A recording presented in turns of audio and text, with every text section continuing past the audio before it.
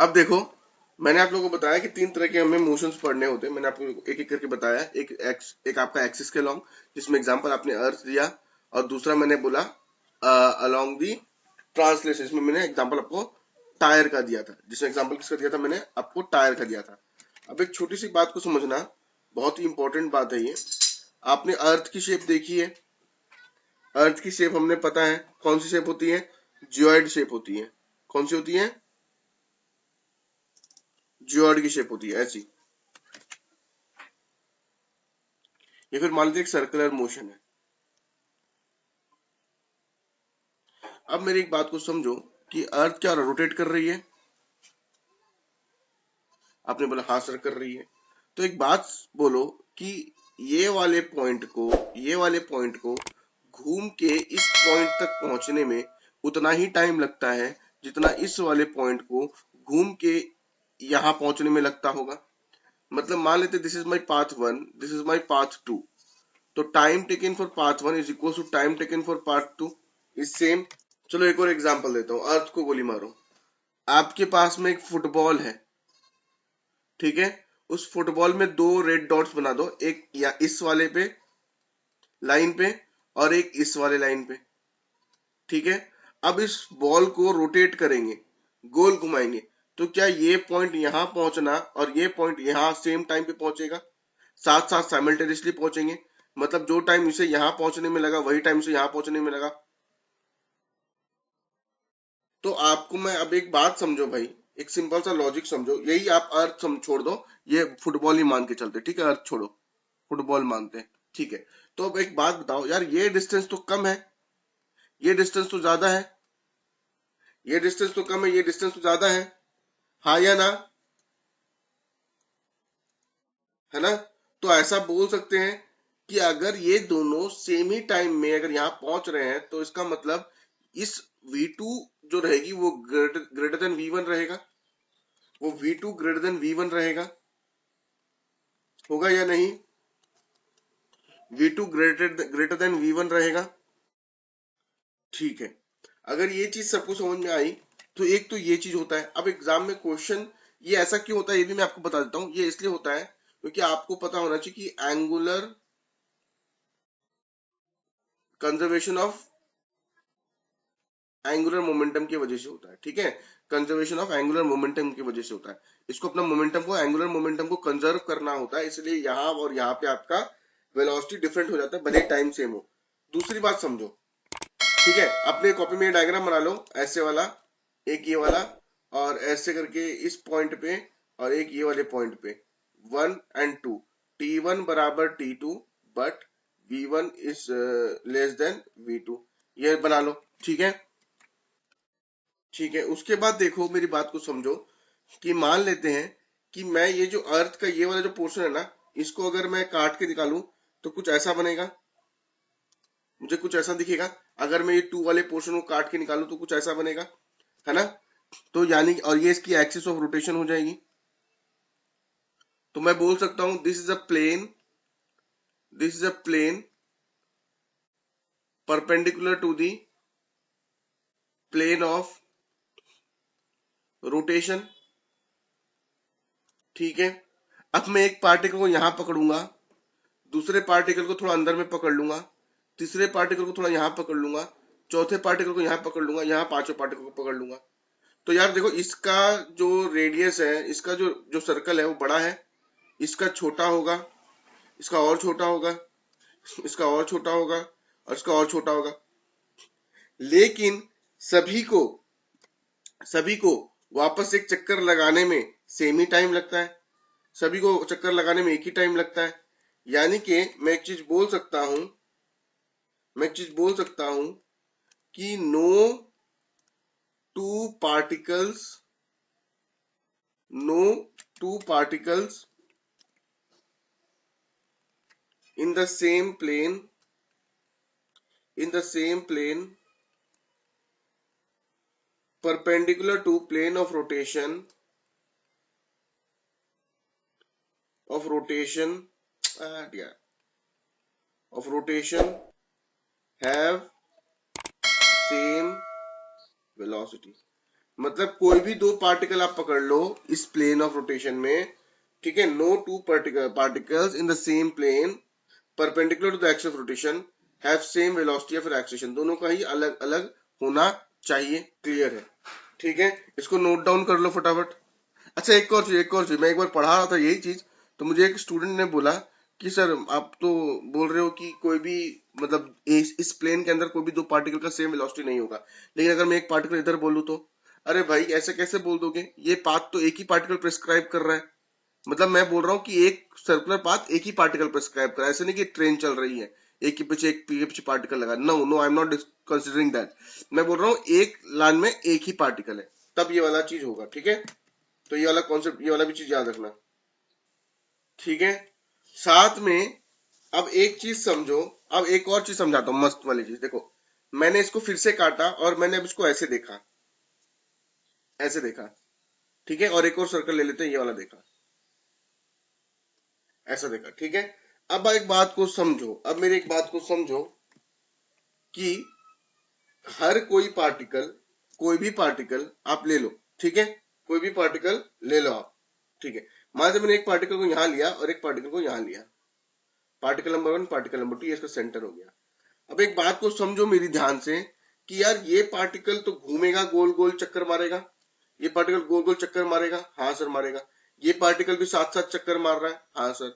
दोनों सेम ही angular displacement cover कर रहे हैं, हाँ सर। दोनों को सेम ही टाइम लग रहा है, हाँ सर। मतलब सेम एंगुलर डिस्प्लेसमेंट, तो मैं बोल सकता हूं then they must have same angular velocity. अब देखो आप लोग, मैं जो बोल रहा हूं, all the particles of the body undergo same angular displacement in the same time interval, same angular displacement in the same time interval,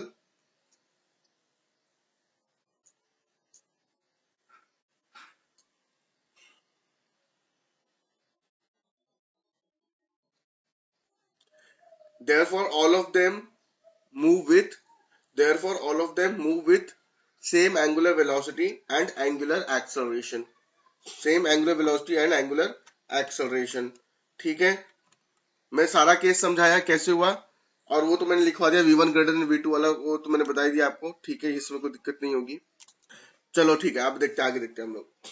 ठीक है, अब देखो, अगर हमने ये समझ लिया है तो कुछ बेसिक टर्म्स हम लोग पढ़ेंगे, वापस से रिवाइज करेंगे, जैसे कि एंगुलर डिस्प्लेसमेंट। ये मैं इसलिए पढ़ा रहा हूँ क्योंकि बेसिक मैथमेटिक्स मैंने आप लोगों को नहीं पढ़ाई है, इसलिए मुझे ये पढ़ाना पड़ेगा।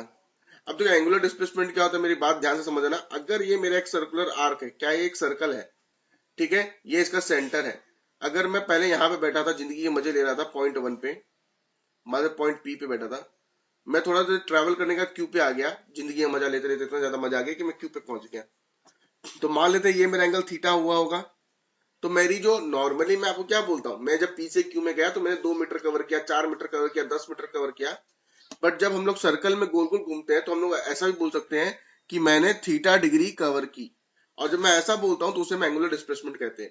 ठीक है, तो एंगुलर डिस्प्लेसमेंट को हम लोग थीटा से डिनोट करते हैं, और relation between theta theta L, that is the length of the arc, L यानी कि length of the arc, and radius is given by theta equals to L by R. Theta equals to L by R। अब आपको radian to degree, degree to radian convert करना आता है, radian to degree और degree to radian convert करना आता है। ठीक है, देखो कुछ नहीं करना होता है, बस एक रिलेशन याद रखना है, क्या, pi radian equals to 180 degree. तो एक डिग्री में कितना होगा, आप बोलेंगे पाई बाई 180। ठीक है, फिर से लिखो, पाई रेडियन इक्वल्स टू 180, तो एक रेडियन में कितना होगा, आप बोलेंगे 180 अपॉन पाई। ठीक है, एग्जाम में आया 45 डिग्री को रेडियन में कन्वर्ट करो। यार 45 डिग्री, एक डिग्री में कितना आता है, पाई बाई 180, तो 48 डिग्री में कितना होगा, ये हो जाएगा। एग्जाम में क्वेश्चन आया कि पाई बाई 3 को आप डिग्री में कन्वर्ट कीजिए, तो यार ये रेडियन में है, तो पाई बाई 3 रेडियन को कन्वर्ट करना है, तो पाई एक रेडियन में कितना होता है 180 बाई पाई, तो पाई बाई 3 में कितना होगा 180 अपॉन पाई, 60 डिग्री। तो हमने एंगुलर डिस्प्लेसमेंट की कहानी समझी। ऐसा यूनिट जो हो जाएगा उससे क्या हो जाएगा, रेडियन। ऐसा यूनिट क्या हो जाएगा, रेडियन। ठीक है, दूसरे टर्म के पास चलते हैं, वो हमारा एंगुलर वेलोसिटी।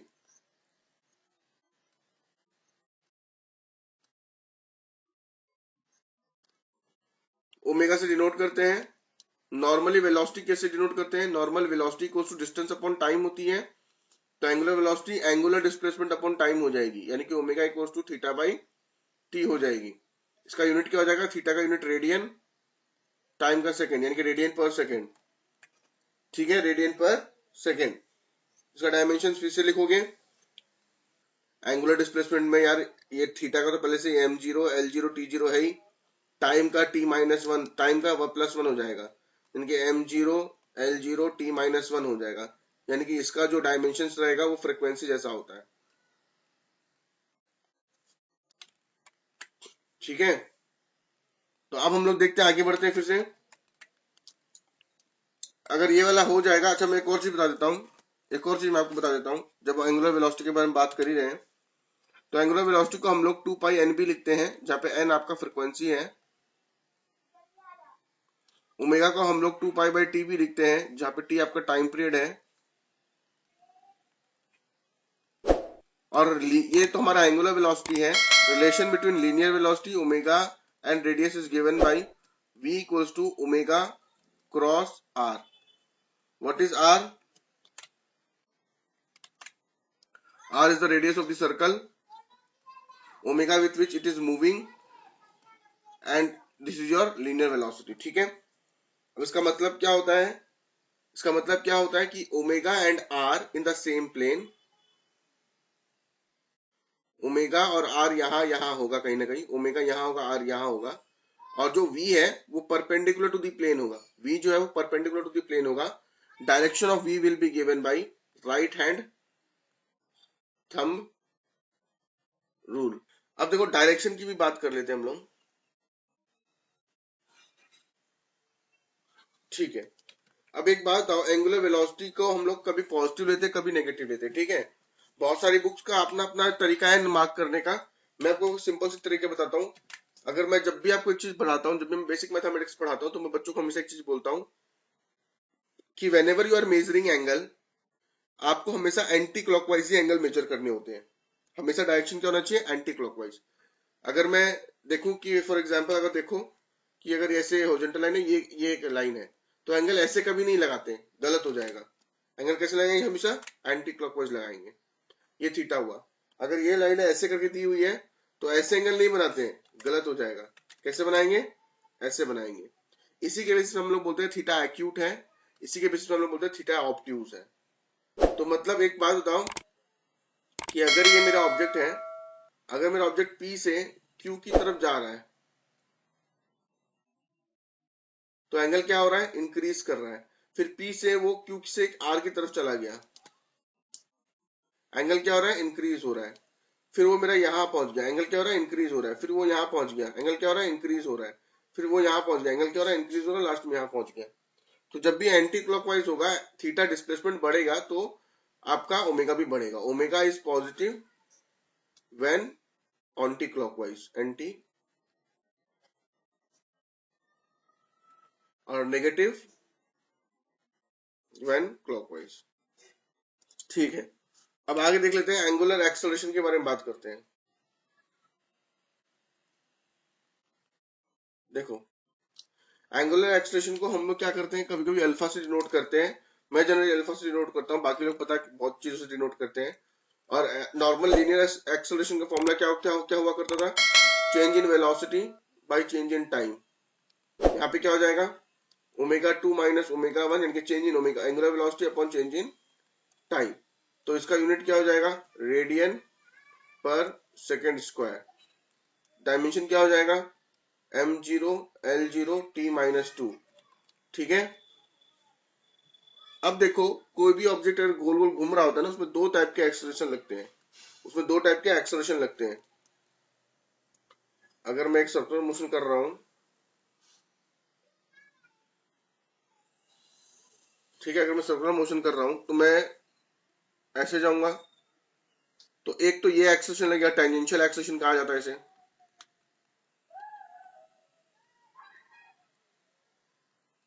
और एक जो एक्सेलेरेशन लगता है वो यहां लगता है सेंटर की तरफ, इसे हम कहते हैं सेंट्रीपिटल एक्सेलेरेशन। तो आप लोगों को ये बात हमेशा याद रखनी है कि ड्यूरिंग सर्कुलर मोशन और रोटेशनल मोशन वहां पे दो एक्सेलरेशन ऐड करते हैं, एक होता है हमारा टेंजेंशियल एक्सेलरेशन और एक होता है हमारा सेंट्रीपिटल एक्सेलरेशन। तो हमें ये वाला बात ध्यान रखना है, ठीक है। अब आगे देखो, अब आगे हम लोग देख लेते हैं यार, ठीक है। अब हम लोग देख लेते हैं आगे में। तो सर ठीक है, ये समझ में आया, लेकिन व्हाट डज टेंजेंशियल एक्सेलरेशन का फॉर्मूला क्या होगा? तो टेंजेंशियल एक्सेलरेशन का जो फॉर्मूला होता है वो हमारा होता है angular acceleration multi cross R vector, यानी कि रेडियस वेक्टर, ठीक है। और आपका जो रेडियल एक्सेलरेशन होगा वो क्या हो जाएगा? A R equals to omega cross V vector. ये आप लोग एकदम अच्छे से याद रखना है, कभी भी नहीं भूलोगे, ये आप लोग को हमेशा याद रखना है। इसको लिख लो, tangential acceleration equals to alpha cross R and radial acceleration या फिर normal acceleration equals to omega plus V. तो नेट एक्सेलरेशन क्या हो जाएगा हमारा?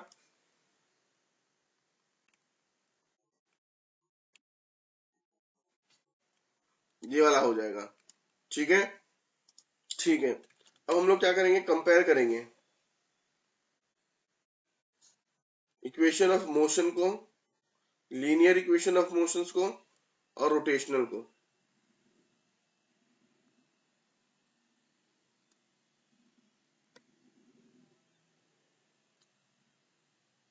ठीक है, पहले v equals to U plus A T. v क्या हुआ करता था? Final velocity. u क्या हुआ करता था? Initial velocity. a क्या होता था? एक्सेलरेशन। t होता था टाइम। तो हमारे यहाँ पे v क्या है भैया? Omega final angular velocity. u क्या है? Omega naught initial angular velocity. Acceleration क्या है? Alpha T. यहाँ पे V square equals to U square plus two A S होता था। हमारे लिए यहाँ पे ये हो जाएगा omega square omega naught square plus two alpha theta. S equals to U T plus half A T square है, तो क्या हो जाएगा? हमारे यहाँ पे लीनियर डिस्टेंस नहीं होता है, हमारे यहाँ पे एंगुलर डिस्प्लेसमेंट होता है। लीनियर इनिशियल को हम लोग ओमेगा नॉट बोलते हैं, यहाँ पे टी हो जाएगा हाफ, ए को हम लोग यहाँ पे अल्फा बोलते हैं, टी स्क्वायर हो जाएगा। देखो जब मैं इक्वेशन लिख रहा हूँ, किसी को कोई भी दिक्कत होगी, दुख तकलीफ होगी तो बताएगा, ठीक है। एक और formula last, S N equals to U plus,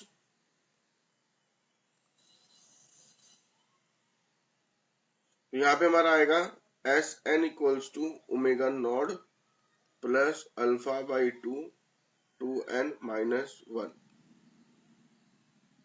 तो अगर यहां तक क्लियर है, अगर फिर भी बोल दिया जाए कि बताओ भैया, अगर हमारा एक्सेलरेशन ही कांस्टेंट नहीं है, अगर हमारा एक्सेलरेशन ही कांस्टेंट नहीं है, अगर हमारा एक्सेलरेशन ही कांस्टेंट नहीं है, तो हमारा एक्सेलरेशन का जो फॉर्मूला हो जाएगा वो हो जाएगा, आप लोगों ने कभी कभी एक फॉर्मूला देखा होगा डेरिवेशन करते वक्त बचपन में, a equals to v dv upon ds। a equals to v dv upon ds। तो यहाँ पे क्या हो जाएगा? Alpha equals to when acceleration not constant.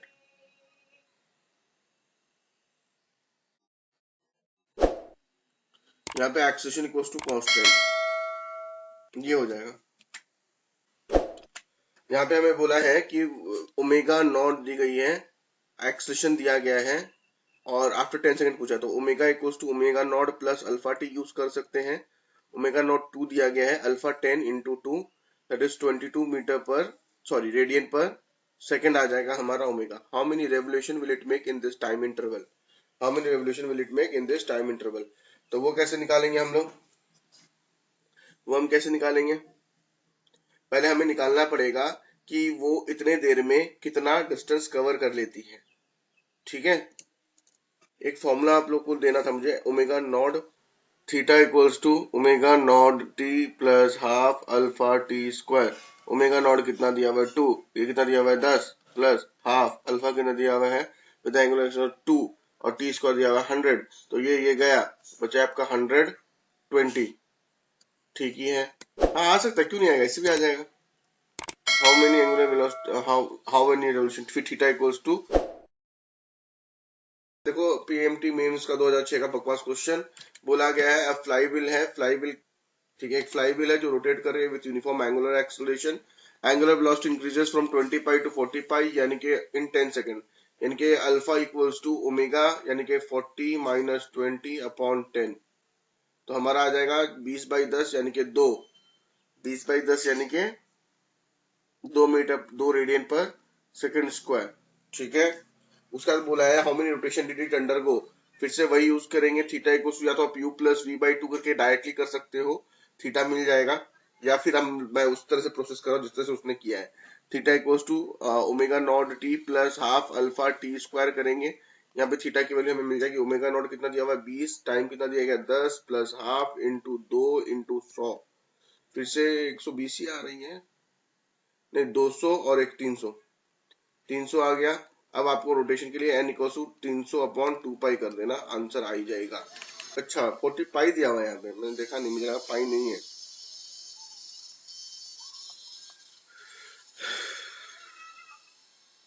पाई 150, ठीक है।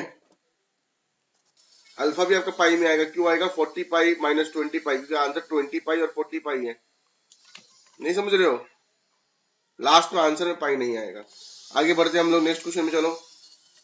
अरे भैया ये क्वेश्चन उतार लेना, ठीक है, क्वेश्चन शायद आप लोग को ना मिले। हमें बोला है a wheel of perimeter 220 centimetre rolls on a level road at a speed of this much, linear speed दी गई है और ये रोल कर रहा है, पेरीमीटर भी दी गई है। How many revolution does it make, तो मुझे पता है ओमेगा एन इक्वल्स क्या होता है फॉर्मूला, ओमेगा अपॉन 2 पाई होता है, ओमेगा अपॉन 2 पाई होता है, और ओमेगा का वैल्यू कितना होता है v equals to omega R होता है, यानी कि omega equals to v by R लिख सकते हैं। तो मैं यहाँ पे लिखूंगा v बाई 2 पाई आर लिख देता हूँ।